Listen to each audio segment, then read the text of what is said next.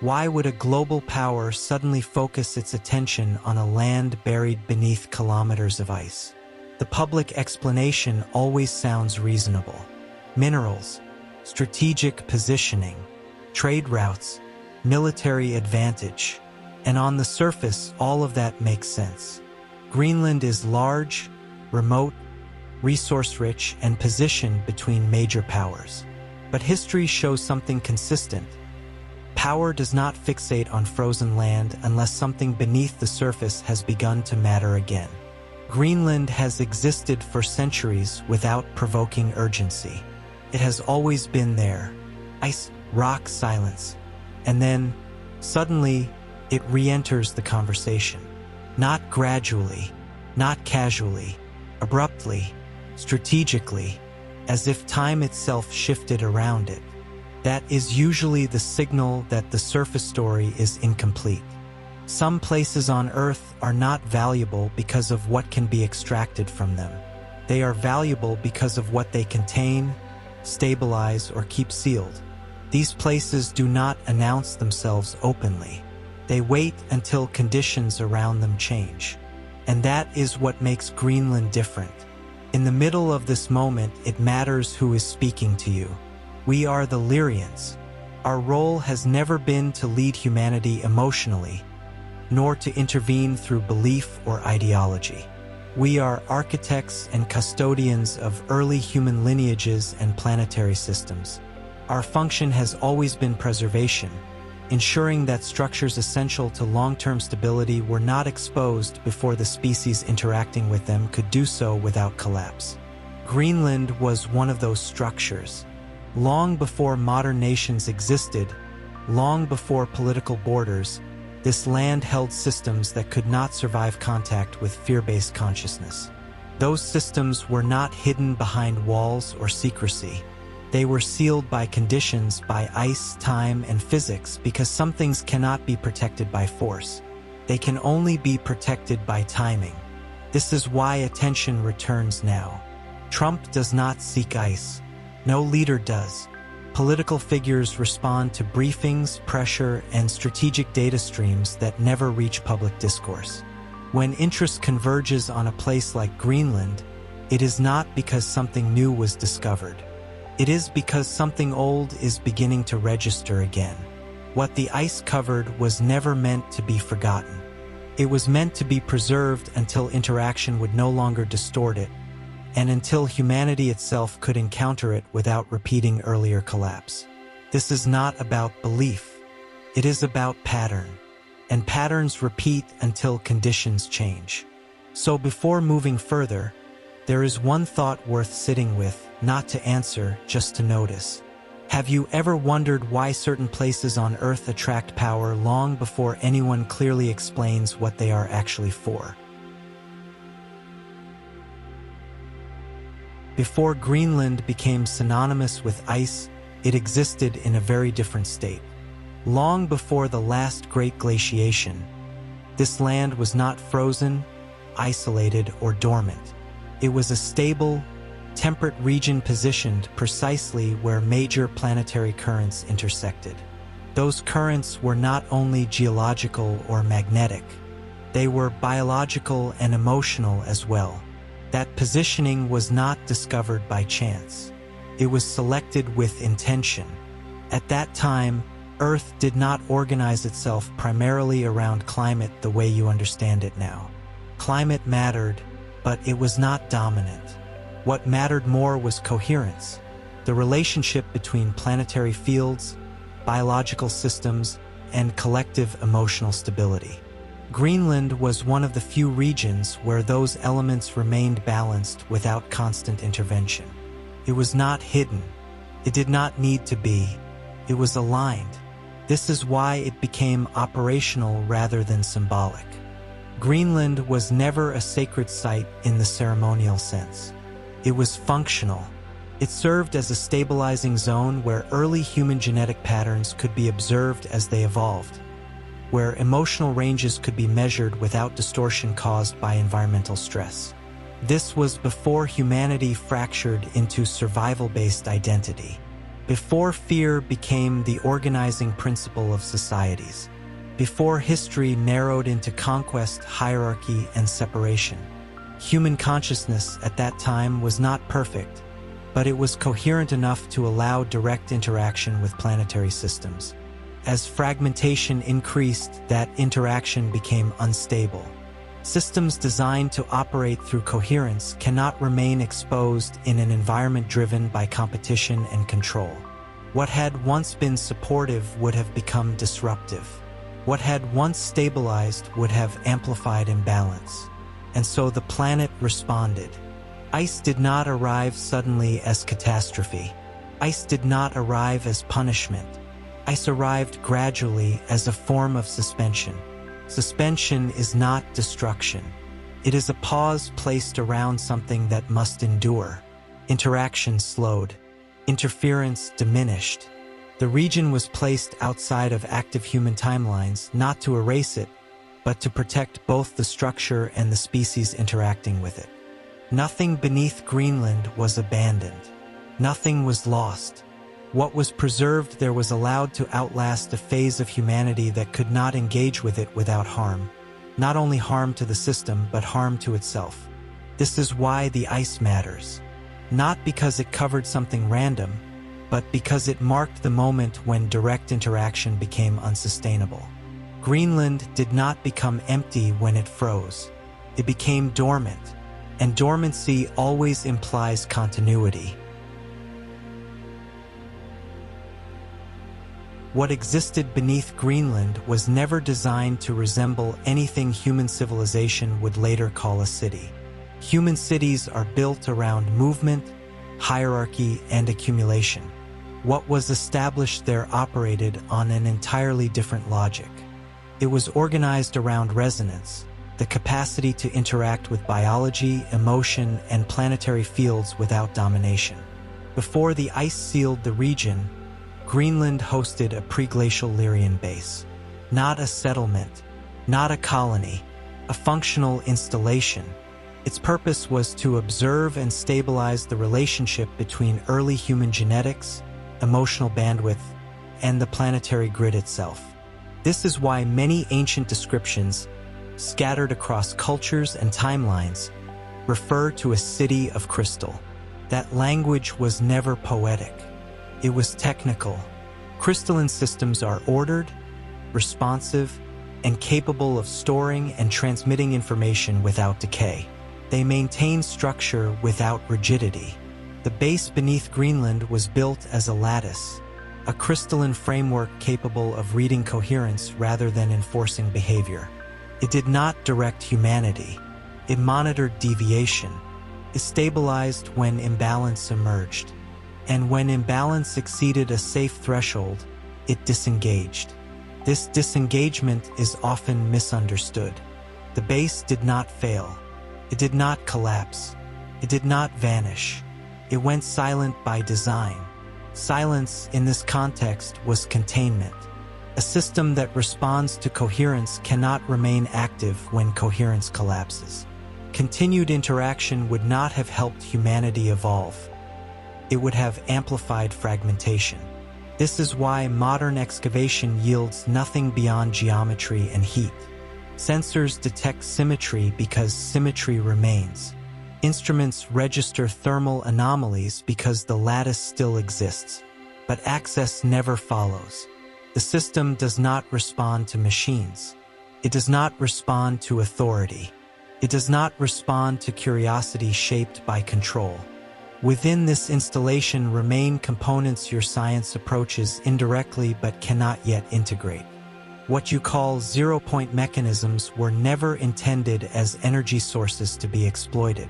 They are balance regulators, systems that prevent extraction-based collapse by stabilizing energetic exchange. Alongside them exist genetic archives, not samples, not stored bodies, patterns, coherent records of humanity before separation became dominant.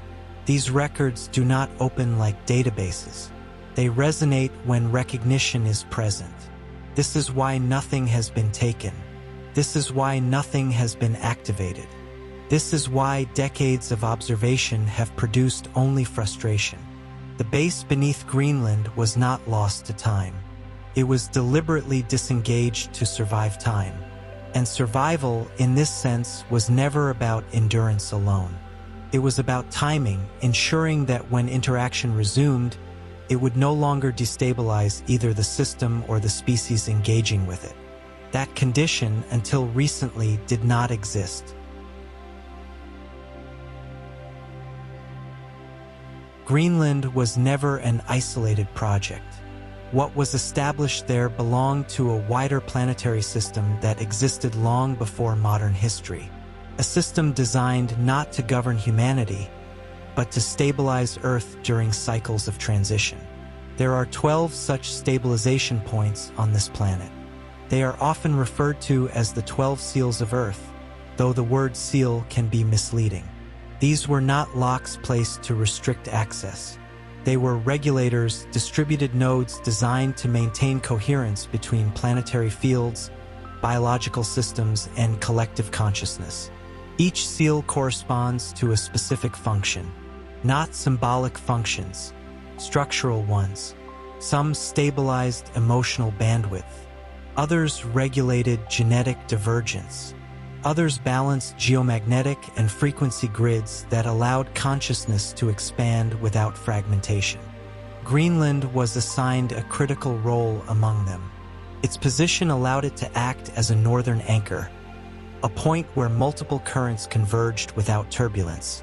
This made it ideal for housing systems that could not tolerate interference or instability. When human consciousness remained coherent, these seals operated quietly. There was no activation, no ceremony, no hierarchy controlling them. They functioned automatically, responding to balance rather than authority. But as fragmentation increased, something changed. Human societies reorganized around fear, control, and competition. Emotional regulation weakened. Identity narrowed. Coherence diminished.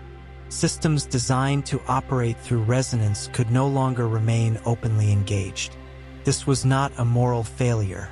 It was a structural mismatch. When coherence drops below a certain threshold, stabilizing systems do not assist, they withdraw. Continued operation would amplify imbalance rather than correct it. And so, one by one, the planetary seals entered dormancy. Not through shutdown, through disengagement. They were not locked by force. They were rendered inactive by conditions. This distinction matters. No seal was ever meant to be reopened by technology alone. No seal responds to excavation, authority, or political claim. They are not keys that can be stolen, nor assets that can be seized. They respond only when the field around them changes. This is why centuries of human advancement produced no access. Not because humanity lacked intelligence, but because intelligence without coherence cannot interact safely with systems of this scale. Greenland's seal remained intact not because it was hidden well, but because the conditions required for interaction did not exist. Until now, not because humanity has become enlightened, but because suppression has reached its limit. Fragmentation can only be sustained for so long before systems either collapse or recalibrate. The seals were never designed to activate suddenly or dramatically. Their return is subtle, incremental, almost imperceptible. They do not announce themselves. They do not demand attention. They simply begin to respond again. And when one seal begins to shift, others follow. Not through command, but through resonance. This is why interest concentrates around specific locations rather than spreading evenly across the planet. Certain places respond first because they were designed to. Greenland is one of them. What matters now is not who arrives there first, nor who claims authority over it. What matters is whether the surrounding field, human, planetary, and emotional, can sustain interaction without repeating collapse. The seals were never humanity's inheritance. They were humanity's responsibility. And responsibility, unlike power, cannot be taken, can only be matched. As these planetary systems begin to show faint signs of response, modern power reacts in the only way it knows how, by attempting to translate resonance into control. What political, military, and technological circles are truly searching for are what we call the Keys of Lira. These are not physical keys, artifacts, or devices that can be removed from a site. They are functional principles embedded within ancient systems, principles capable of reorganizing energy, biology, and historical authority simultaneously. To modern systems, this appears as ultimate leverage. Energy without extraction, power without dependency, control without visible force. Even partial awareness of such possibilities is enough to generate urgency. Decision-makers do not need full comprehension. Classified briefings, anomalous readings, and pattern analysis create a sense that something beneath Greenland does not behave like a natural resource. Persistent thermal signatures, geometric formations that resist decay, energy profiles that do not diminish over time. These signals do not explain themselves, but they confirm one thing clearly: whatever exists there does not obey the rules modern power is built upon. This is where misunderstanding begins. What you call zero-point energy was never designed to be harvested. It is not a generator meant to fuel infrastructure or industry. It is a regulation system, a mechanism that prevents collapse by maintaining balance between energetic input and output. When coherence is absent, such systems do not produce power. They deactivate. This is not a flaw. It is a safeguard. The same principle governs the genetic archives preserved beneath the ice. These are not collections of DNA samples to be studied, edited, or replicated. They are coherent patterns, records of humanity before fear-based identity became dominant. They do not open through analysis. They respond through resonance. Modern power struggles with this because it assumes access follows ownership. That visibility leads to possession. That mapping precedes control. Here, the opposite is true. The more aggressively access is pursued, the more inert the system becomes. Surveillance increases. Authority tightens. Resources are allocated. And yet, interaction remains impossible. This creates a specific kind of frustration, one that cannot be solved by escalation. Because escalation itself is the condition that prevents response. From within fragmented systems, this is intolerable. Power structures depend on the assumption that everything can eventually be taken, replicated, or overridden. Encountering something that refuses all three destabilizes the narrative of dominance itself.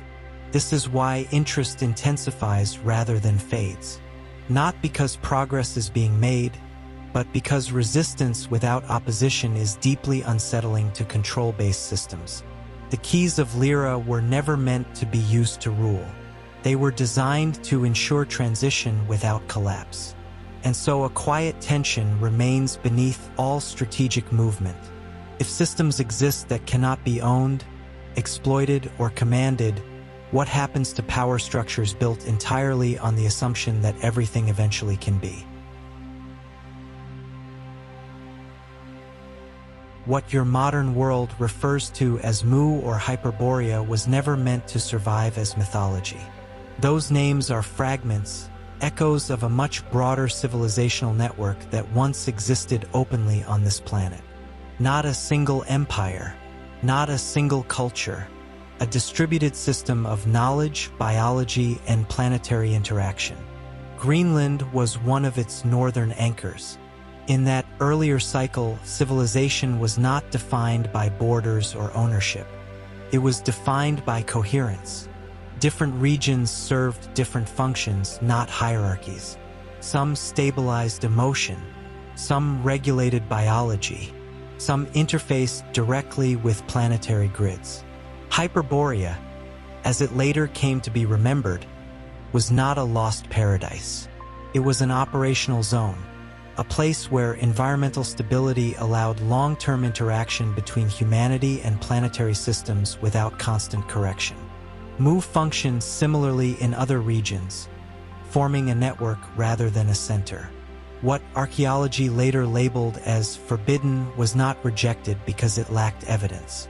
It was rejected because it did not fit the linear narrative that followed collapse. History, as it was rewritten, required beginnings, endings, and progressions that moved in one direction. A civilization that rose, fragmented, and withdrew without leaving ruins disrupts that structure. This is why physical remnants are scarce. Not because nothing existed, but because what existed was designed to disengage rather than decay. Systems went silent. Interfaces withdrew. Knowledge ceased to externalize itself. When later societies encountered traces of this world, anomalous stonework, unexplained alignments, impossible ages, the conclusions were quietly set aside. Not always out of malice, often out of incompatibility. A fragmented worldview cannot integrate evidence of coherence-based civilizations.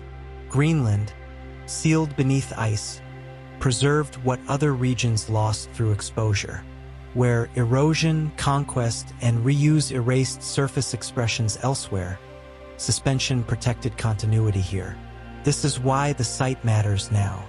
It is not simply ancient, it is intact. And intact systems challenge the assumption that history only moves forward through collapse and replacement. They suggest something else entirely, that withdrawal can be intentional, and that absence can be strategic. Forbidden archaeology is not about hiding the past from the public. It is about protecting the present narrative from destabilization. Because if Mu and Hyperborea were not myths, then humanity has already experienced integration and lost it. And if that is true, then what lies beneath Greenland is not an anomaly.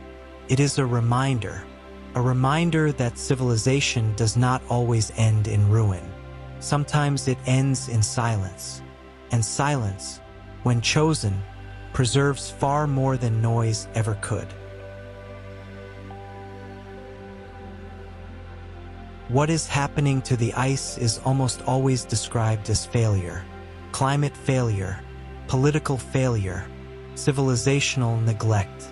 But not every retreat is collapse. Some retreats are releases. The deglaciation of Greenland is not random, and it is not merely environmental. Climate change is the visible mechanism, not the deeper cause. Beneath temperature curves and melting charts, other thresholds are being crossed, thresholds related to pressure, saturation, and prolonged suppression. Ice forms to isolate. Ice persists to preserve. Ice withdraws when isolation itself becomes destabilizing. For a long time, concealment was protective. It prevented premature interaction with systems that could not survive fear-based consciousness. It ensured that what required coherence did not become distorted, exploited, or dismantled. But preservation has limits. Holding something back indefinitely creates pressure, not stability. When that pressure exceeds a certain point, release begins, not as revelation, not as awakening, but as recalibration. Deglaciation follows subtle shifts in planetary frequency. These shifts are not uniform and not idealized. Humanity has not suddenly become harmonious, but emotional regulation has begun to change just enough that total suppression can no longer be maintained. This is why anomalies appear before access, heat without activation, geometry without entry, signals without permission. These are not invitations. They are indicators, signs that the preservation layer is thinning, not because it failed, but because it has completed its function. Governments do not respond to meaning. They respond to pressure. When sealed regions begin to emit signatures that resist classification, urgency increases. Surveillance intensifies. Research zones expand. Restrictions appear quietly, justified by safety, science, or national interest. What looks like preparation is often containment driven by uncertainty. This is why positioning happens before explanation. By the time public narratives begin to form, infrastructure is already in place. Airspace closes. Data channels narrow. Access becomes conditional. All of this happens without announcement, because announcement invites questions that cannot yet be answered. Visibility changes everything.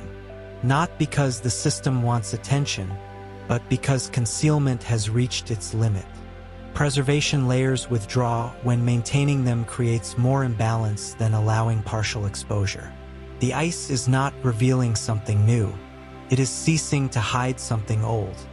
And when something ancient begins to surface after long suppression, it produces a specific kind of tension, one that modern systems struggle to manage because they are designed to extract, not to recognize.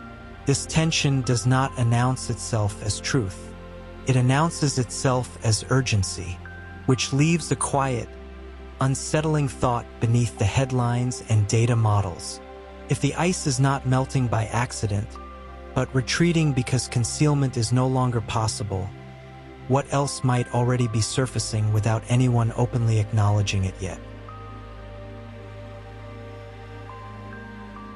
As interest intensifies and positioning accelerates, one assumption quietly governs every strategic move: that whatever exists beneath Greenland can eventually be controlled.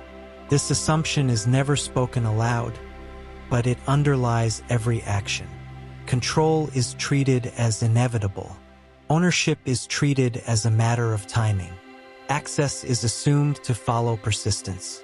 This logic has governed human expansion for thousands of years, and it fails completely here. What lies beneath Greenland was never designed to interact with systems built on domination, extraction, or hierarchy.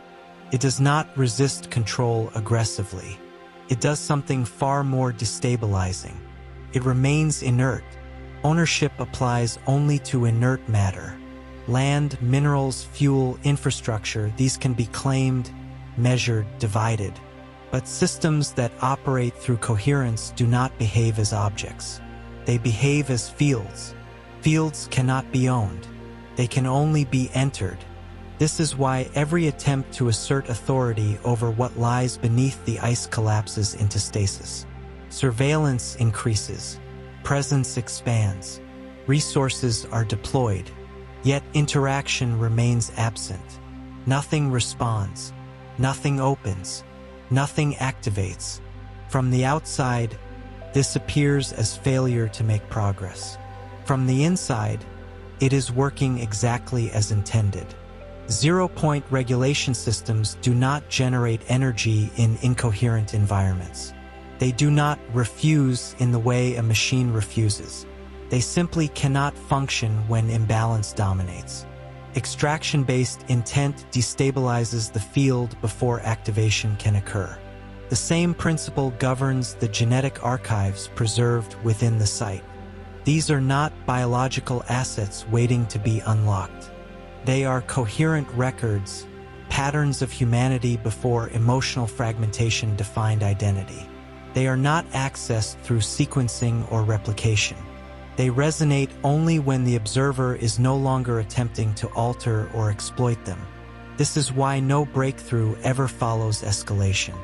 Escalation amplifies the very condition that prevents response. For modern power structures, this creates a paradox with no solution. Every tool they possess is designed to increase leverage. Every strategy assumes compliance. But here, leverage reduces access. Pressure increases silence. Authority produces withdrawal. This does not trigger open conflict because there is nothing to fight. It triggers frustration, and frustration drives repetition.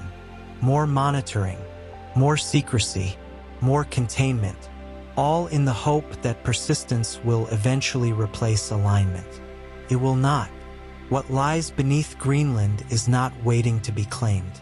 It is waiting to be matched. And matching requires a fundamental shift in how power understands itself, from control to coherence, from ownership to participation. This is why no nation will activate what rests there. Not because they lack technology, but because technology alone is irrelevant in this context. Control fails not through resistance, but through irrelevance. And this is the most destabilizing outcome possible for systems built entirely around dominance. When power encounters something that does not oppose it, does not submit to it, and does not acknowledge it, the entire framework begins to strain. What emerges beneath the ice does not challenge authority directly. It renders it unnecessary, and systems built on necessity cannot survive irrelevance. When people hear about what lies beneath Greenland, the mind immediately moves toward technology. Energy systems, advanced structures, lost civilizations. But technology is not the most destabilizing element in this story. Confirmation is. What truly unsettles modern frameworks is not the existence of ancient systems, but what those systems quietly confirm about humanity itself.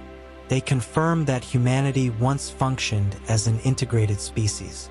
Not perfect, not utopian, but coherent enough to interact directly with planetary systems without destabilizing them.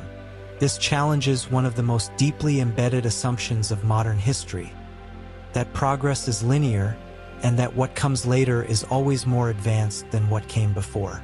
The evidence beneath the ice suggests something else entirely. It suggests that humanity has already passed through phases of integration and fragmentation.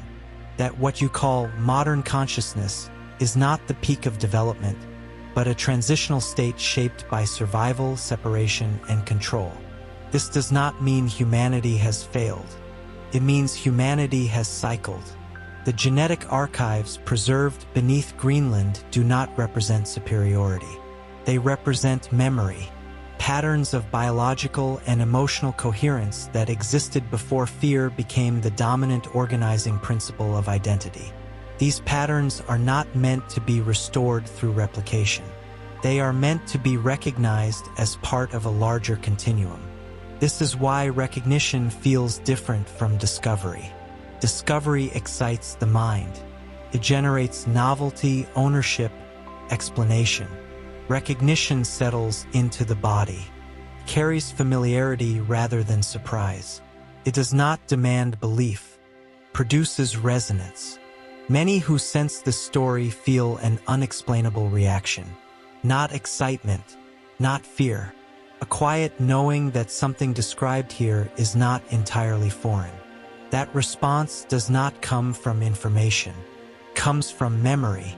What lies beneath the ice mirrors something internal, a structure that was once active, later suppressed, and now faintly responsive again. Humanity is not encountering an external anomaly. It is encountering a reflection of its own interrupted coherence. This reframes the idea of transition. The current planetary shift is not about becoming something new. It is about stabilizing what already exists, about recovering bandwidth that was lost, not about inventing an entirely new state of being. This is why external systems remain inert while internal shifts accelerate. The activation sequence does not begin outside. It begins within the species itself. What is preserved beneath Greenland does not lead humanity forward. Points backward, not to regress, but to remember. And remembering is far more disruptive than discovering something unknown. Discovery can be integrated slowly. Memory rewrites identity. This is why the greatest impact of what lies beneath the ice will never be political or technological. It will be existential. Not because it changes what humanity can do, but because it changes what humanity understands itself to be. There is a fundamental difference between discovering something and recognizing it. Discovery moves outward, seeks novelty, explanation, ownership. It asks, What is this? How does it work? What can be done with it? Recognition moves inward. It does not search. It remembers. What lies beneath Greenland was never meant to be discovered in the modern sense. Discovery implies conquest of the unknown. But this system was not unknown to humanity. It was familiar until familiarity was interrupted. This is why every attempt to approach it through discovery fails. Instruments can measure. Satellites can observe. Models can predict. But none of these produce interaction. They generate data without relationship. Recognition is relational. It does not ask how to use a system. It asks whether the observer is compatible with it. This is difficult for modern consciousness to accept because it contradicts the belief that intelligence alone grants access. Intelligence explains.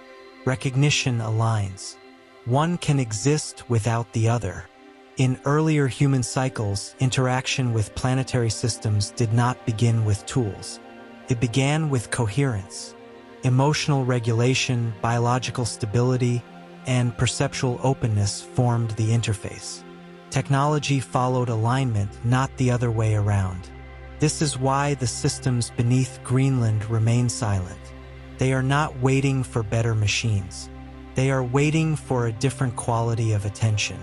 Recognition does not feel dramatic. It feels subtle. It does not announce itself with certainty. It arrives as a sense of familiarity, a quiet internal shift that does not demand interpretation. Many who encounter this story notice that their reaction is not disbelief, but reflection. Not rejection, but pause. Something in them listens rather than argues. That response is not conditioned. It is remembered. This is how dormant systems re-enter interaction. Not through activation events, but through changes in the field around them. Recognition alters the field. This also explains why urgency surrounds these sites. Urgency belongs to discovery. Recognition has no urgency. It unfolds at the pace of coherence. Modern power cannot tolerate this difference. Systems built on control require timelines, milestones, deliverables. Recognition offers none of these. Cannot be accelerated without collapsing its own conditions. So the tension grows. Discovery pushes harder. Recognition withdraws. And yet, recognition is already occurring. Quietly, unevenly, without permission. Not as belief, but as familiarity. What is happening beneath Greenland is mirrored in humanity itself. Something once active, later suppressed, now faintly responsive again. Not demanding attention, not seeking validation, simply waiting to be met. This is why nothing dramatic has happened yet, and why, when it does, it will not look like discovery at all. It will look like remembering.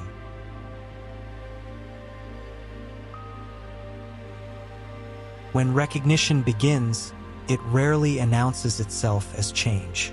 There is no sudden shift in identity, no dramatic realization, no clear moment you can point to and say, this is when it happened. Instead, integration appears quietly in the ordinary. People notice that certain reactions no longer make sense. Old patterns feel heavier than before. Some emotional responses lose their urgency, not because they were resolved, but because they no longer feel necessary. This is how coherence returns. What lies beneath Greenland does not activate humanity from the outside. It mirrors an internal process already underway. As recognition stabilizes, integration follows. And integration is practical. It shows up in perception, not belief. Attention changes first. People become less reactive to manufactured urgency, less drawn to narratives built on fear or control, more sensitive to inconsistency, not in others but within themselves. This can feel unsettling, not because something is wrong, but because familiar structures stop providing the same sense of orientation. When recognition increases, fragmentation becomes more visible. What was once tolerated quietly begins to feel misaligned. This is often misunderstood as fatigue, detachment, or confusion. In truth, it is recalibration. Integration does not make life easier in the short term. It makes it clearer, and clarity removes the buffer that distraction once provided. This is why many people feel a quiet pressure to simplify. Relationships, environments, commitments that no longer resonate begin to loosen on their own. There is no instruction behind this process, no authority guiding it, no system demanding compliance. It unfolds because coherence cannot sustain unnecessary noise. This is also why external systems appear increasingly erratic. As internal regulation improves, tolerance for incoherence decreases. What once passed unnoticed becomes difficult to ignore. Contradictions surface. Artificial timelines feel heavier. Control-based narratives lose traction. None of this requires belief in ancient structures or hidden bases. It requires only awareness of change. What was preserved beneath the ice reflects this same dynamic. It does not push. It does not demand recognition. It simply remains present as conditions shift around it. Integration happens when readiness replaces urgency. And readiness is not a conclusion. It is a state, one that allows interaction without force and recognition without possession. This is why nothing external needs to happen yet. The most important movement is internal. What lies beneath Greenland waits not for discovery, but for a quality of attention that no longer needs to take. When that attention stabilizes, interaction becomes possible, quietly, without spectacle. And this is often the moment when people realize that something has already changed, not around them, but within how they relate to the world itself. Not as certainty, as alignment.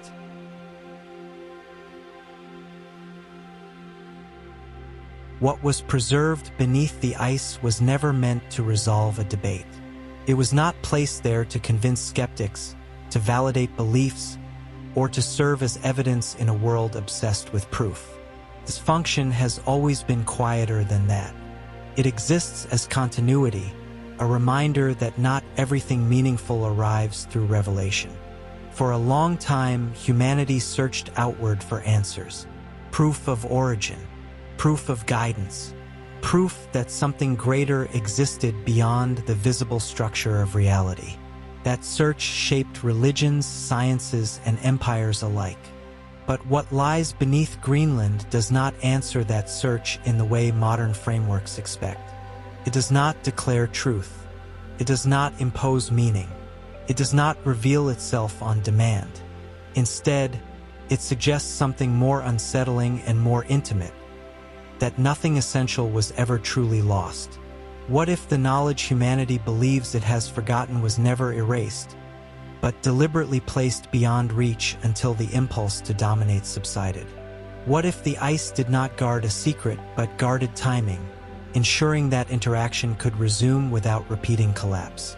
The structures beneath Greenland were never meant to interrupt human development. They were meant to outlast a phase of it.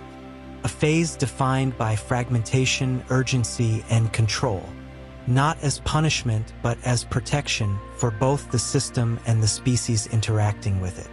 This reframes the idea of hidden knowledge entirely. Hidden implies deception. Sealed implies intention. Sealed implies that someone understood the cycle well enough to step back rather than interfere. As attention returns to these regions, the most important shift is not technological or political. It is perceptual. People across the world feel less anchored to inherited narratives, less convinced by systems built on fear and urgency, more sensitive to inconsistency, both externally and internally. This is not coincidence. When recognition begins to replace discovery, curiosity changes quality.